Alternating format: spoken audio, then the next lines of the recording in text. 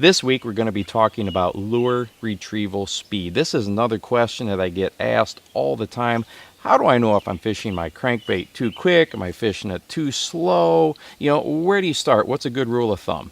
Well, I was taught many years ago by a veteran angler when fishing crankbaits. He said, go ahead and throw it out there and start retrieving it, and you know that you're dialed in pretty good when you're getting the most action or vibration out of that particular bait. If you're reeling too slow, your rod tip's only going to move slightly. If you're reeling too quick, your rod tip may only move just a little bit. But when you're dialed into the right particular speed, that rod tip is going to have the most action on it, and your bait's going to be given the most wobble underneath that water as well. Now that is an excellent rule of thumb, and it has been a great starting place for me for many, many years.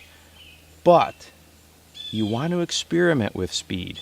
There are often times where we could be bringing those baits through the water column much quicker than we currently are. You got to remember, most of the time, bass, largemouth bass, smallmouth bass, they're not always in an aggressive feeding situation. You need to get reaction strikes. You've got to try to trigger their instincts, and lure speed is a great way to do that. Have you ever seen bait fish, shad, minnows, bluegills, small bass? Have you ever seen bait fish being chased by a larger predator? They are flat getting it. They are getting out of dodge. They are moving quick. Now, this fleeing bait fish action triggers the instincts of predators within that area. They oftentimes cannot help themselves when they're seeing that. They're like, hey, something's going on here. There's a meal. There's some action going on. I have to be a part of that. Lure speed can help to trigger that. Here's an example. I was just on the upper Mississippi on Pool 9 actually last week, and this particular bait, the KVD 1.5, they were absolutely hammering it. Just last week I was on the upper Mississippi in Pool 9, as a matter of fact, and when we got there, this bait, the KVD 1.5 and Fire Tiger, was really giving us some good fish, some good strikes, had some good action to it.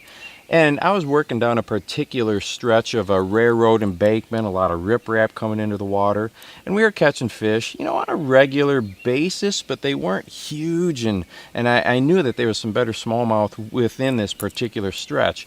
So I took this bait, and then on next cast, I retrieved it back to the boat, paralleling along the riprap, as fast as I could crank that thing. The results were immediate and pretty astonishing. On that very next cast, a smallmouth absolutely crushed it.